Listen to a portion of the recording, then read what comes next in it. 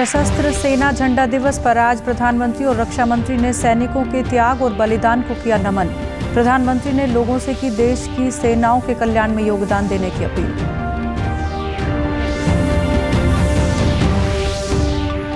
मुख्यमंत्री मनोहर लाल ने गुरुग्राम में सशस्त्र सेना झंडा दिवस पर जवानों को दी शुभकामनाएं। सशस्त्र सेना झंडा कोष में दान देकर बहादुर सैनिकों के प्रति आभार जताया।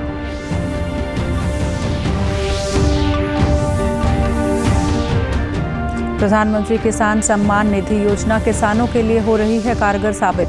पात्र किसानों को प्रतिवर्ष दी जा रही है 6,000 रुपए की राशि।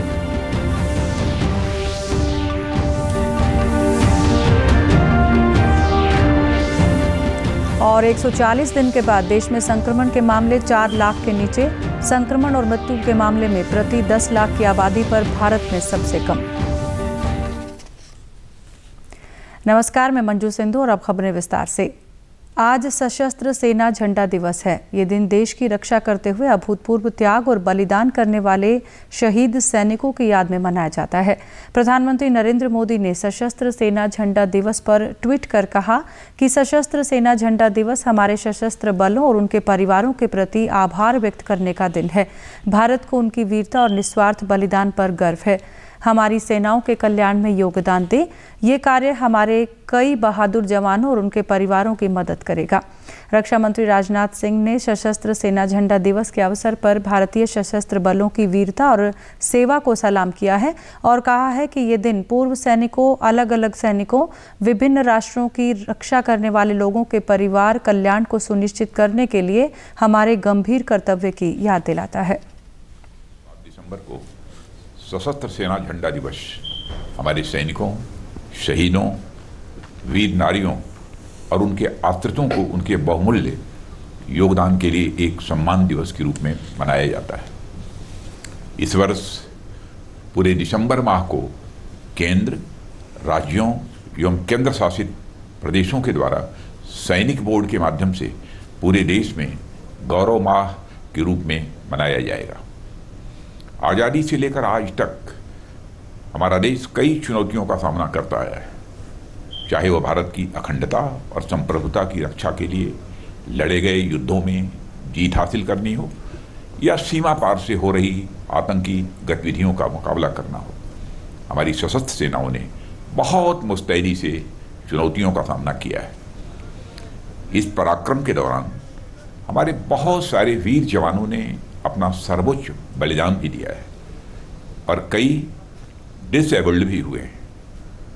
परिवार के मुखिया की मृत्यु होने पर उनके परिवार पर जो बीतती है उसका अनुमान लगाना भी मुश्किल है। उन शहीदों, वीर नारियों और बच्चों जिन्हें वे पीछे छोड़ गए हैं या वो सैनिक जो अपनी मातृभूमि की रक्षा करते हुए जख्मी हुए हैं, उनके प्रति हमारा बहुत बड़ा दायित्व बनता है। मुख्यमंत्री मनोहर लाल ने आज गुरुग्राम में सशस्त्र सेना झंडा दिवस के अवसर पर सशस्त्र सेना झंडा कोष में दान देकर देश के बहादुर सैनिकों के प्रति अपना आभार व्यक्त किया। राज्य मंत्री ओम प्रकाश यादव ने मुख्यमंत्री को भारतीय सशस्त्र सेना का प्रतीक चिन्ह झंडा लगाया। इस अवसर पर मुख्यमंत्री ने सशस्त्र सेनाओं के सभी जवानों को शुभकामनाएं दी। उन्होंने कहा कि हमारे देश के जवान कठिन परिस्थितियों में अपनी जान की परवाह किए बिना सतर्क रहते हुए सीमाओं की रक्षा करते हैं। ऐसे वीर सैनिकों और उनके परिवारों के कल्याण के बारे में सोचना हम सबकी जिम्मेदारी है। मुख्यमंत्री ने सभी प्रदेशवासियों से अपील की कि वे स्वेच्छा से सशस्त्र सेनाओं के जवानों के कल्याण के लिए कोष में आर्थिक सहयोग दें।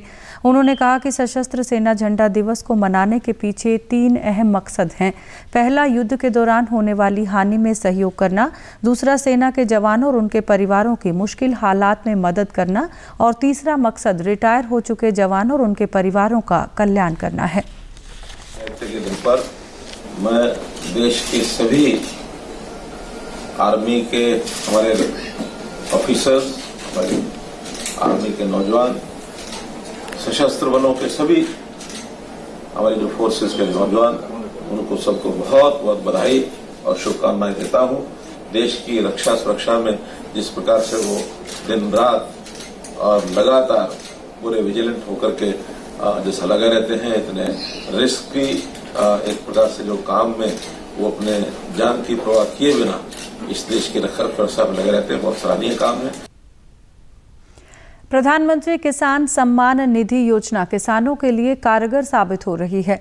इस योजना के तहत पात्र किसानों को 6,000 रुपये प्रति वर्ष 3 किश्तों में भुगतान किया जाता है और ये राशि सीधे उनके बैंक खातों में जमा हो जाती है, जिससे किसान काफ़ी खुश हैं। नारनौल में योजना का लाभ उठा रहे किसानों का कहना है कि ये योजना कोरोना काल में किसानों के लिए और भी लाभकारी सिद्ध हुई है। इस राशि से वे बीज, खाद और अन्य आवश्यक चीज़ें खरीद रहे हैं। उन्होंने कहा कि केंद्र सरकार की ये योजना किसानों के लिए उठाया गया एक सराहनीय कदम है, जिससे किसान राहत महसूस कर रहे हैं।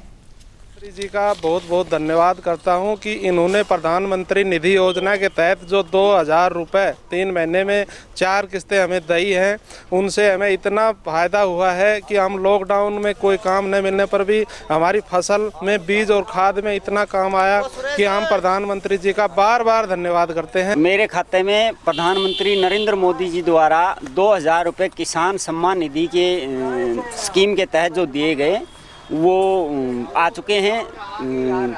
4 या 5 किस्तें आ चुकी हैं ये, और ये इस लॉकडाउन के अंदर जो पैसे आए हैं ये बहुत ही मतलब नहीं, लॉकडाउन पे भी आए, लॉकडाउन के बाद में भी आए, तो वो इस ऐसे टाइम में आए कि वो बिजाई के टाइम में, बुआई के टाइम में खाद और बीज के अंदर बहुत ही मतलब ज़रूरी टाइम के ऊपर वो पैसे आए और हमें बहुत बढ़िया लगा। प्रधानमंत्री जी ने 2,000 रुपये की स्कीम बहुत अच्छा दिया। कोरोना काल के दौरान हमें वो 2,000 रुपये बहुत फ़ायदे दी जी। प्रधानमंत्री जी की ये स्कीम बहुत अच्छी है, सभी किसानों के लिए, सभी के लिए बहुत लाभ हो रहा है जी। प्रधानमंत्री निधि योजना के तहत हमको पैसे मिले, जो हमने अच्छे काम किया, उन पैसों से हमने खाद बीज लिया और बढ़िया काम हुआ लॉकडाउन के अंदर। प्रधानमंत्री की योजना से मेरे खाते में 2,000 रुपये राशि आई है। इस पैसों से मैं अपनी खेती का बीज बाज लाने के लिए और प्रधानमंत्री का बहुत आभारी हूँ। कल प्रस्तावित भारत बंद के मद्देनजर आज हिसार में उपायुक्त डॉक्टर प्रियंका सोनी ने विभिन्न संगठनों के प्रतिनिधियों के साथ बैठक की। उन्होंने जिले में शांति व्यवस्था बनाए रखने की अपील की और कहा कि जो लोग अपने प्रतिष्ठान खोलना चाहते हैं उनके साथ किसी भी प्रकार की कोई जबरदस्ती न की जाए। बैठक में विभिन्न संगठनों, यूनियनों और व्यापारी प्रतिनिधियों ने जिला प्रशासन को आश्वस्त किया है कि वे कानून एवं व्यवस्था को बनाए रखने में अपना हर संभव योगदान देंगे। उपायुक्त ने कहा कि जिले में विभिन्न स्थानों के लिए ड्यूटी मजिस्ट्रेट नियुक्त कर दिए गए हैं।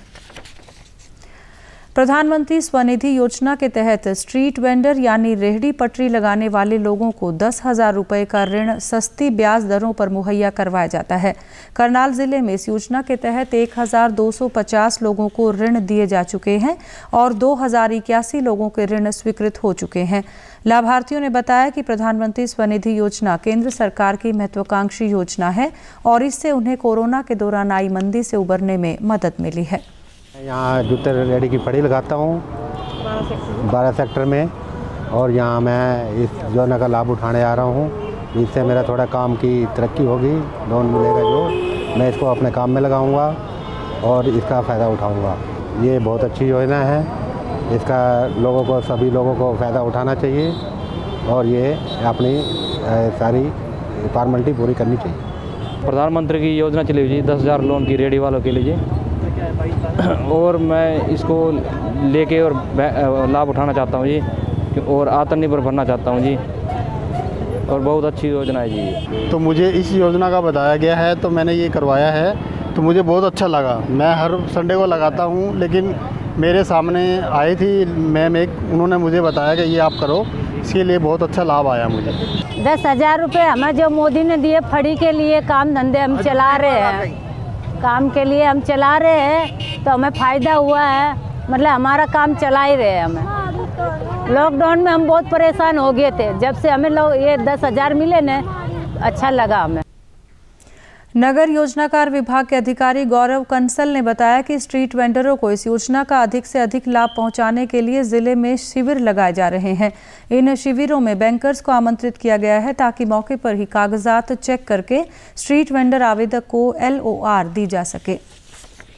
जिसमें जितने भी रेडी वाले फड़ी वाले हैं उनको बुलाकर यहीं पर फार्म भरवाकर उनको ऑन द स्पॉट जो है लोन की फैसिलिटी दिलवाई जा रही है। इसमें सरकार द्वारा केंद्र सरकार द्वारा 7% ब्याज पे सब्सिडी व राज्य सरकार द्वारा 2% की सब्सिडी दी जा रही है।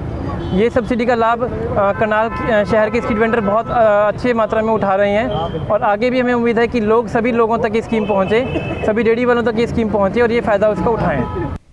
बेटी बचाओ बेटी पढ़ाओ अभियान के तहत आज हिसार में एनीमिया और कुपोषण की शिकार महिलाओं और बच्चों को पोषक सामग्री वितरित करने के लिए उपायुक्त डॉक्टर प्रियंका सोनी ने न्यूट्रीकार्ट वाहनों को हरी झंडी दिखाकर विभिन्न स्थानों के लिए रवाना किया। ये अभियान 1 महीने तक चलाया जाएगा। अभियान के तहत 7 गाँव के 32 ईंट भट्टों को कवर करते हुए लगभग 2000 लाभार्थियों को पोषक सामग्री वितरित की जाएगी। उपायुक्त ने कहा कि कुपोषण की समस्या से महिलाओं और बच्चों की रोग प्रतिरोधक क्षमता कम हो जाती है और वे कई प्रकार की बीमारियों का शिकार हो जाते हैं। कुपोषण का जीवन की गुणवत्ता पर भी बुरा प्रभाव पड़ता है, इसलिए कुपोषण को रोकना बहुत जरूरी है। उन्होंने कहा कि सरकार और प्रशासन ने कुपोषण और एनीमिया के खिलाफ जो लड़ाई शुरू की है उसमें जीत के लिए हर व्यक्ति को अपना सहयोग देना चाहिए। कोविड-19 महामारी के खिलाफ देश एकजुट होकर लड़ रहा है। आप भी हमारे साथ सुरक्षा और बचाव के 3 आसान एहतियाती उपायों का संकल्प लें। मास्क हमेशा सही ढंग से पहनें, 2 गज की दूरी बनाए रखें और हाथ बार-बार धोएं।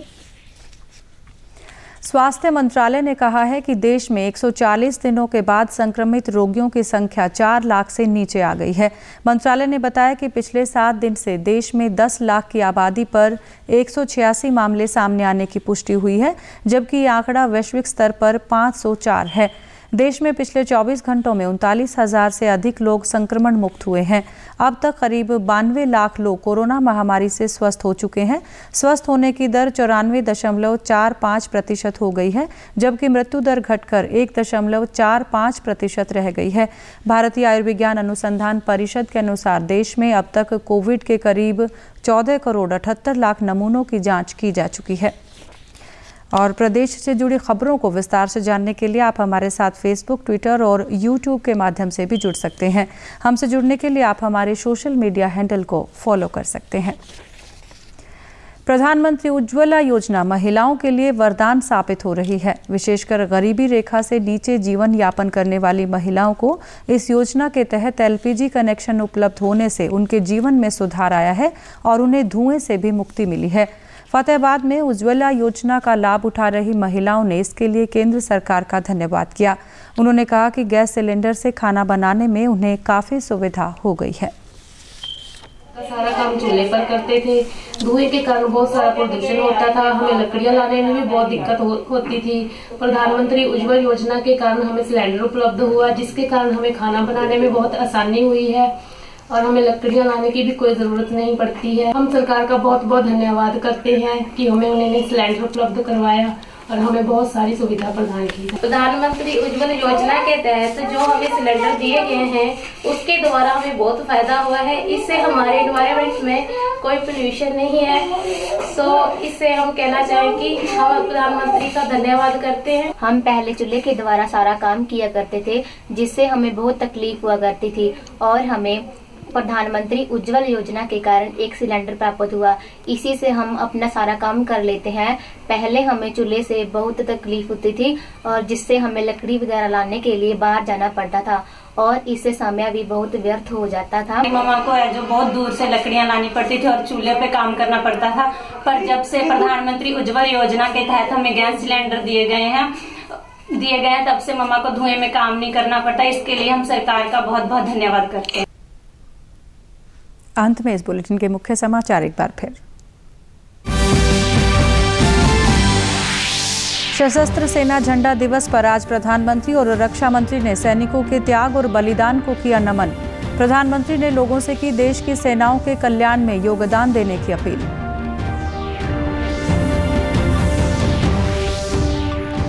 मुख्यमंत्री मनोहर लाल ने गुरुग्राम में सशस्त्र सेना झंडा दिवस पर जवानों को दी शुभकामनाएं। सशस्त्र सेना झंडा कोष में दान देकर बहादुर सैनिकों के प्रति आभार जताया।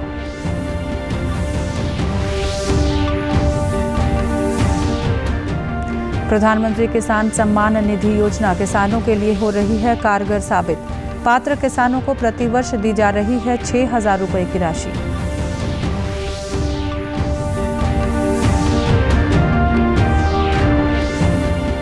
और 140 दिन के बाद देश में संक्रमण के मामले 4 लाख से नीचे। संक्रमण और मृत्यु के मामले प्रति 10 लाख की आबादी पर भारत में सबसे कम।